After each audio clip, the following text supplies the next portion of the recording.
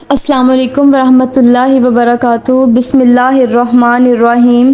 جناب عبد المناف کے دو جڑواں بیٹے پیدا ہوئے جن کا نام ہاشم اور عبد الشمس رکھا گیا۔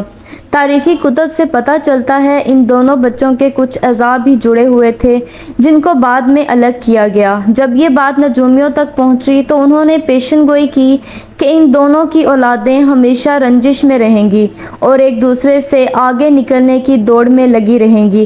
ہاشم سے حضرت عبد المطلب پیدا ہوئے اور ان کی اولاد حضرت عبداللہ جو کہ نبی کریم حضرت محمد صلی اللہ علیہ وسلم کے والد گرامی تھے۔ ابو طالب جن سے شیر خدا حضرت علی پیدا ہوئے اور حضرت عباس تھے، یہی بنو ہاشم کہلائے۔ ہاشم کے جڑواں بھائی عبد الشمس سے امیہ پیدا ہوئے اور امیہ کے دو بیٹے عرب اور ابو العاص تھے۔ عرب سے ابو سفیان، معاویہ اور یزید تھے، جبکہ ابو العاص سے حکم عفان، حکم سے مروان، عبد الملک۔ یزید کے بعد بنو امیہ کے سارے مروان بن حکم سے ہی تھے۔ چنانچہ امیہ کی آل اولاد بنو امیہ کہلائی، یعنی ہاشم اور چچا زاد بیٹے کا نام امیہ تھا۔ جناب ہاشم اور امیہ کے درمیان پہلی چپکلش کعبہ کی طولیت پر ہوئی۔ اسی طرح حضرت عبد المطلب ابن ہاشم اور حرب ابن امیہ میں ساری زندگی جنگ کی سی کیفیت رہی جو کہ تمام تاریخی کتب میں موجود ہے۔ لیکن مکہ میں بنو ہاشم ایک دینی گھرانے سے مشہور ہوئے کیونکہ انہی کے پاس کعبہ کی طولیت تھی، جبکہ بنو امیہ مکہ کے دیگر قبائل پر اپنی جنگی قابلیت کی وجہ سے حکمرانی میں رہنے لگے۔ اسی طرح جب بنو ہاشم میں سے حضرت محمد صلی اللہ علیہ وسلم نے نبوت کا اعلان فرمایا تو اکثر بنو امیہ کے لوگوں نے یہ کہہ کر ان کو ماننے سے انکار کیا کہ اگر نبوت ہوتی تو وہ ہمارے خاندان میں ہوتی۔ جنگ بدر اور جنگ صفین بنو ہاشم اور بنو امیہ کے درمیان ہی لڑیں گے۔ اسی طرح بنو امیہ میں سے جب یزید نے 60 ہجری میں حکومت سنبھالی تو اس نے مدینہ کے حاکم کو خط لکھا کہ مدینے میں موجود اثر و رسوخ رکھنے والی شخصیات سے میری بیعت لو، خصوصی طور پر نواسہ رسول حضرت امام حسین سے تو ہر صورت بیعت لینی ہے۔ کچھ اصحاب رسول صلی اللہ علیہ وسلم اور حضرت امام حسین نے یزید کی بیعت سے انکار کر دیا۔ بیعت سے انکار کی وجہ یہ تھی کہ یزید کی حکومت اسلامی اصولوں کے مطابق نہ تھی، لیکن یزید دن رات اسی تگ و دو میں لگا رہا کہ کسی طرح نواسہ رسول صلی اللہ علیہ وسلم سے بیعت حاصل کر لے، کیونکہ ان کی بیعت نہ کرنے سے کبھی بھی اس کی حکومت سنبھل نہ پائے گی۔ جب مدینے میں حالات خراب ہونے لگے، شر اور فساد پھیلنے کا خطرہ بڑھا تو امام اعلیٰ مقام نے مدینے سے ہجرت کا ارادہ کر لیا۔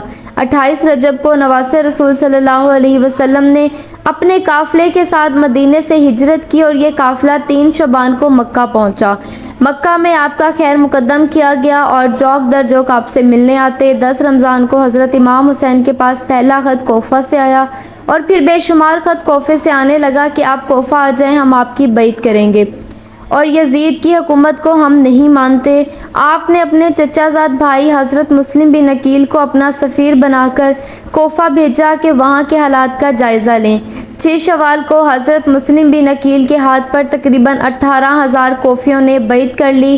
حضرت مسلم بن عقیل نے نواسہ رسول صلی اللہ علیہ وسلم کو خط لکھ دیا کہ حالات سازگار ہیں، آپ کوفہ تشریف لے آئیں۔ ادھر خط حضرت امام حسین کو ملا تو آپ نے کوفہ کی جانب ہجرت شروع کر دی۔ ادھر یزید نے کوفہ کے صحابی گورنر کو برطرف کر کے عبید اللہ ابن زیاد کو بصرہ کے ساتھ ساتھ کوفہ کا گورنر بنا دیا۔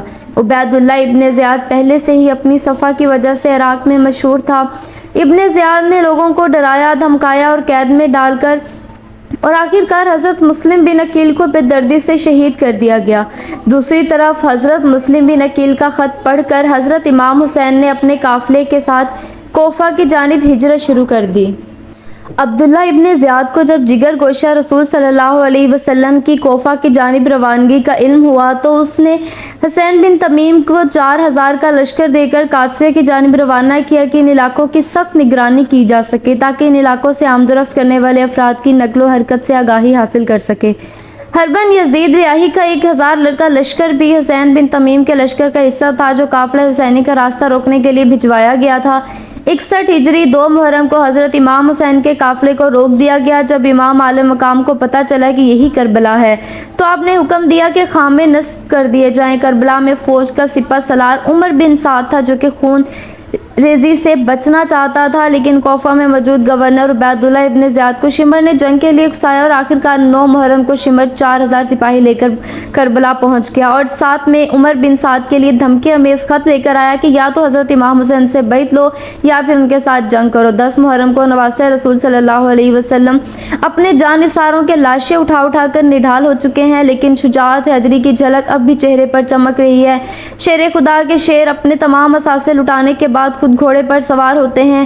حضرت بی بی زینب رکاب تھامتی ہیں۔ یزیدی لشکر جب تلوار حیدری کو میدان میں دیکھتے ہیں تو ایک دفعہ ہلچل مچ جاتی ہے۔ وہاں موجود ہر شخص جانتا ہے کہ نبی صلی اللہ علیہ وسلم نے فرمایا تھا، حسین مجھ سے ہے اور میں حسین سے ہوں، لیکن بدبختوں کی آنکھوں پر لالچ اور طمع نے پردہ ڈال رکھا تھا۔ ہر کوئی دربار یزید میں اونچا مقام اور انعام و اکرام حاصل کرنا چاہتا تھا، لیکن تاریخ نے ایسی بزدل فوج نہ دیکھی۔ سبھی ایک دوسرے کا منہ دیکھ رہے ہیں کہ شہ سوار کربلا کا مقابلہ کون کرے گا۔ جیسے ہی امام علی مقام میدان کی طرف بڑھتے ہیں تو شمر کہتا ہے، دور سے ہی تیر چلانا شروع کر دو۔ امام علی مقام کو تیر لگ چکے ہیں۔ شمشیر حیدری پر پورا لشکر یک بارگی سے حملہ آور ہوتا ہے۔ خوف کے مارے فوجیوں کی گردنیں کٹ رہی ہیں۔ سینکڑوں یزیدی فوجی جہنم واصل کرنے کے بعد نواسہ رسول صلی اللہ علیہ وسلم سے نماز پڑھنے کی مہلت مانگتے ہیں۔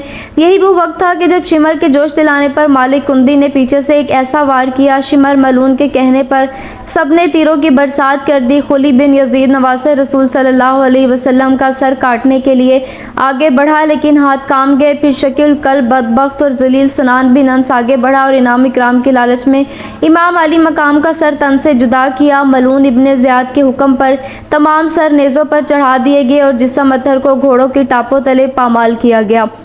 ثانیہ کربلا کے بعد عمر بن سعد نے اپنے لشکر میں سے قتل ہونے والوں کو 11 محرم کو دفن کیا۔ سید زادوں اور اصحاب کے 72 جسد مبارک بے گور و کفن چھوڑ کر اور اہل بیت کی قیدی بنا کر کوفہ کی طرف دربار ابن یزید کی طرف بڑھنے لگا۔ نواسہ رسول صلی اللہ علیہ وسلم اہل بیت اور اصحاب کے سر مبارک نیزوں پر ہیں۔ اسیران کربلا اور نواسہ رسول کے سر مبارک کو ابن زیاد کے دربار میں پیش کیا گیا۔ عبیداللہ ابن زیاد نواسہ رسول صلی اللہ علیہ وسلم کے ہونٹوں پر چھڑی مارتا ہے۔ اہل بیت خون کے آنسو بہا رہے ہوتے ہیں۔ اس کے بعد عبیداللہ ابن زیاد نے کربلا کے قافلے کو شہداء کے سروں کے ساتھ شمر و طارق بن محفر کی قیادت میں یزید کے محل کی طرف شام روانہ کر دیا۔ تاریخ گواہ ہے کہ شام میں جب قافلہ پہنچا تو وہاں جشن کا سما تھا۔ زہر بن قیس نے نمائندگی کرتے ہوئے واقعہ کربلا کی ساری تفصیل یزید کو سنائی۔ ایک سونے کے تشت میں حضرت امام حسین کے سر مبارک کو یزید کے سامنے پیش کیا گیا۔ یزید نے جب نواسہ رسول صلی اللہ علیہ وسلم کے سر مبارک کی توہین کی تو وہاں موجود حاضرین نے اعتراض کیا، جس میں قابل ذکر یحییٰ بن حکم اور صحابی رسول حضرت ابو برزہ سلمہ تھے، جس کو یزید نے اپنے محل سے نکال دیا۔ اس کے بعد دختر سیدہ کائنات حضرت زینب نے ایک تاریخ ساز خطبہ یزید کے دربار میں دیا، جس سے وہاں موجود لوگوں کے دل لرز اٹھے۔ یزید جب پریشان ہوا تو اس نے قافلے کو آزاد کرتے ہوئے مدینے بھیج دیا۔ مدینے کے لوگوں کو واقعہ کربلا کی خبر مل چکی تھی۔ جیسے ہی قافلہ مدینے پہنچا تو وہاں قیامت برپا ہو گئی۔ حضرت امام زین العابدین کی نظر روضہ رسول صلی اللہ علیہ وسلم پر پڑی تو آپ بس اتنا کہہ سکے، یا رسول اللہ صلی اللہ علیہ وسلم اپنے نواسے کا سلام قبول فرمائیں۔ بس اس کے بعد مدینے میں ایک نہ تھمنے والا آنسوؤں کا سیلاب آ گیا۔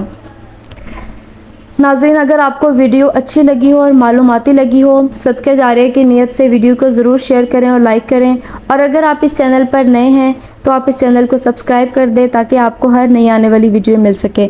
مجھے سننے کا شکریہ۔ اللہ حافظ۔